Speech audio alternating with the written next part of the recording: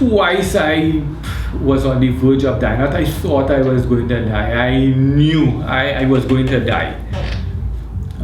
One was that long trip in the Arima hospital where I didn't know where the end was and I just couldn't breathe. That's what kills you with the COVID. It's not anything else. It's the fact that COVID causes microscopic blood clots to form in your lungs. These blood clots stop the oxygen from in the air from getting across that barrier into your blood. So you could breathe in as much air as you want, the oxygen can't get across and get in. COVID, I learned all this from the doctors there because I asked a lot of questions. The COVID likes to live in your lungs. That's the perfect place for it to multiply and live inside there. And it literally kills lung cells as it fills up your lungs more and more and more and more. One of the treatments that nobody knows about is that you have to go on blood thinners immediately. Because of the blood clots, they give you some heavy injections of blood thinners every single day. Painful thing, but it needs to be done. When I left the hospital to go home, I couldn't walk 100 yards without feeling like I ran around the savannah. It was that bad. Now I'm almost perfect. It's cleared up. My lungs, I would say, is probably 80%. I have damage to my pancreas. I have damage to my heart, which is permanent also. Blood clots left my lungs and went to my right side of my heart and caused the electrical signals on my right ventricle to be cut off. So my right ventricle has no electrical signals telling it when to pump. So it just follows what the left side is doing. There's no symptoms, there's nothing they can do about it. It's something I would just be seeing on a ECG when you do it, but there's nothing you can do about it, and I'll just have to live with that. Even though there's no symptoms, I wouldn't even know it's there, but I know it's there and there's some damage. Should it get worse, a pacemaker is the only thing will solve that, but not likely that will happen. The guy in the bed next to me that was from St. Anne's. But we'll talk about him, that's his private business. Right. Tell me about what other bodily functions or systems that have been affected. Well, my biggest issue really is the diabetes. Having to learn what to eat, what not to eat.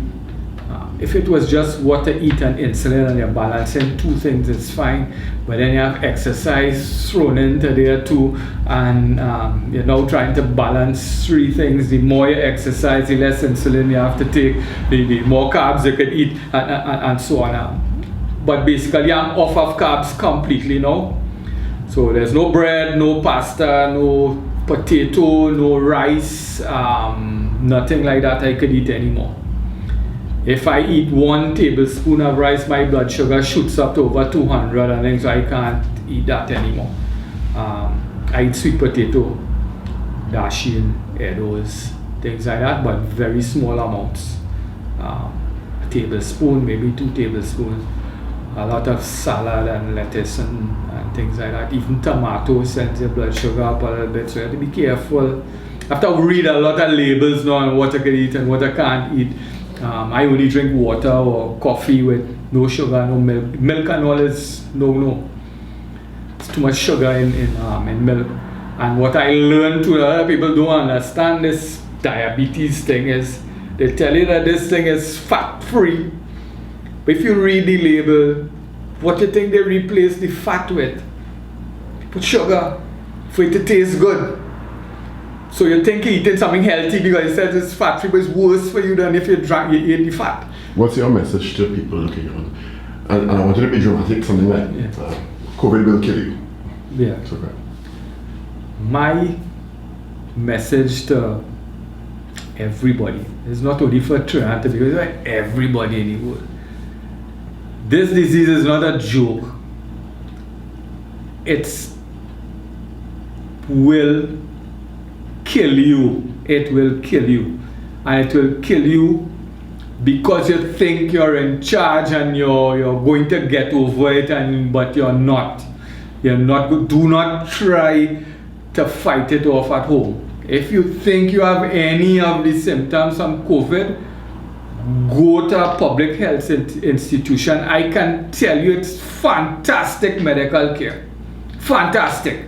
It's first class, it's world class, it's better than going to New York or Miami or London. The medical care you get in that parallel system in trial is fantastic.